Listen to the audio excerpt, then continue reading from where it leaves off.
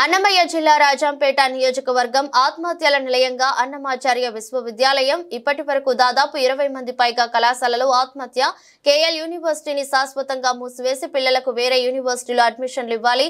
పోతుగంటు Ramesh Naidu రాజంపేటలోని BJP కార్యాలయంలో BJP రాష్ట్ర కార్యవర్గ సభ్యులు నంద్యాల జిల్లా ఇన్ఛార్జ్ పోతుగుంట రమేష్ నాయుడు మాట్లాడుతూ ఈ సందర్భంగా బీజేపీ డిమాండ్ చేస్తోంది.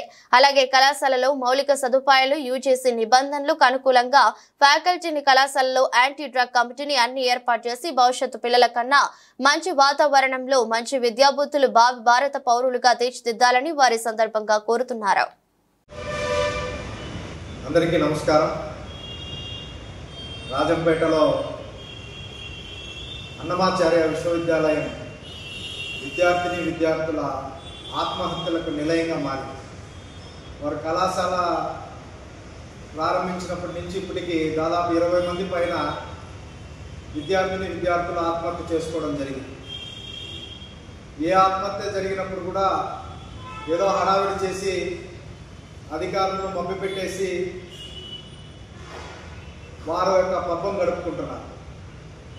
ఇప్పటికే మనం చూసాం, ఈ మధ్యకాలంలో వారం రోజుల కిందట ఎంబీఏ విద్యార్థి కూడా ఆ కళాశాలలో చదువుతున్న విద్యార్థి పురుగుల మందు తాగి చనిపోయాడు.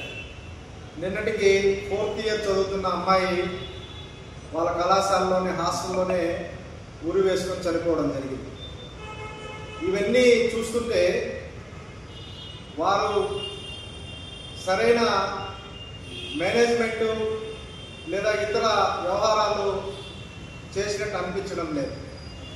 మనం మోయినపల్లిలో గమనిస్తే ఆ కళాశాల ప్రాంగణంలో విపరీతమైన గంజాయి దొరుకుతున్నది.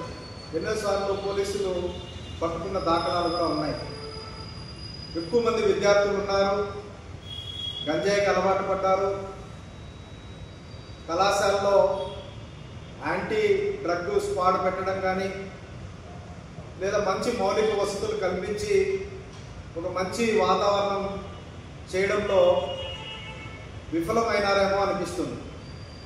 వారం రోజుల కిందట మనం చూసాం, కేఎల్ యూనివర్సిటీ అని విజయవాడలో ఉన్న యూనివర్సిటీకి సంబంధించిన ప్రొఫెసర్సు, డైరెక్టర్లు, అక్కడున్న ప్రిన్సిపాల్ అందరూ అరెస్ట్ అయినారు. ఎందుకు అరెస్ట్ అయ్యారు?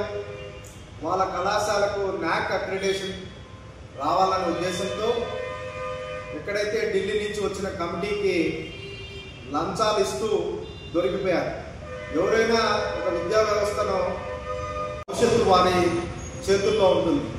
అటువంటి పాడుబుద్ధి ఆలోచనలు ఉన్న వారు డబ్బులిచ్చి NAAC అక్రిడేషను, విశ్వవిద్యాలయ పర్మిషను ఇలా తీసుకొని సభ్య సమాజానికి ఏం మెసేజ్ ఇస్తారు?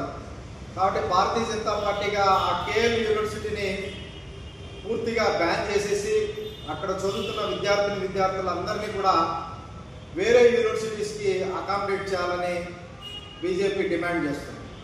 అలాగే ఈ మధ్యకాలంలో రాష్ట్రంలో కొన్ని కళాశాలలకు విశ్వవిద్యాలయ హోదా వచ్చింది.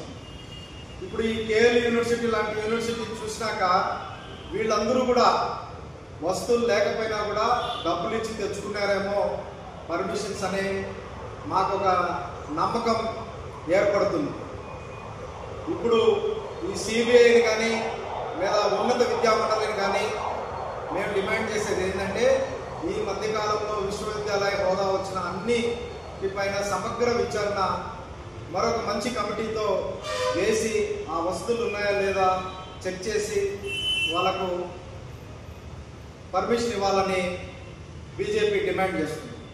ఎందుకంటే రాబోయే రోజుల్లో మేము భారతీయ జనతా పార్టీ రాజంపేట బృందం ఢిల్లీకి కూడా వెళ్ళి హెచ్ఆర్డీ మినిస్టర్ని కలిసి ఈ రాష్ట్రంలో ముఖ్యంగా ఈ రాయలసీమలో ఉన్న విశ్వవిద్యాలయాలు, కొత్తగా వచ్చిన విశ్వవిద్యాలయాలు అన్నిటిపైన కూడా సమగ్ర విచారణ జరిపించాలని మేము డిమాండ్ చేయబోతున్నాం. కాబట్టి వీటన్నిటిని దృష్టిలో పెట్టుకొని ఆ విశ్వవిద్యాలయం పైన సమగ్ర విచారణ జరిపించాలని, వారికి యూజీసీ నిబంధనల ప్రకారం టీచింగ్ స్టాఫ్ ఉందా లేదా, లేదా ఆ వసతి ఆడుకోవడానికి గ్రౌండ్ ఉందా లేదా, అన్ని ఊరికే ఎవరు ఏ డిపార్ట్మెంట్ తనిఖీకి వస్తే ఆ రోజు ఆ డిపార్ట్మెంట్ బోర్డు పెట్టేసి అధికారులు మమ అనిపిస్తున్నారు. కానీ మాకు తెలిసినంత వరకు అన్ని ఫెసిలిటీస్ అక్కడ లేనట్టు అనిపిస్తున్నది.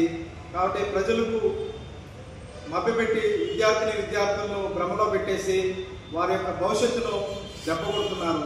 ఈ దేశానికి వారు భావి భారత పౌరులుగా అభివృద్ధి చెందాలంటే వారికి మంచి ఉన్నత విద్య అవకాశం కల్పించాలని, అటువంటి లేని వాటన్నిటిపైన చర్యలు తీసుకోవాలని, ఈ కుటుంబానికి ఎవరైతే చనిపోయిన పాప ఉందో వారి కుటుంబానికి కూడా ఆ యాజమాన్యం ఆదుకోవాలని బీజేపీ డిమాండ్ చేస్తుంది.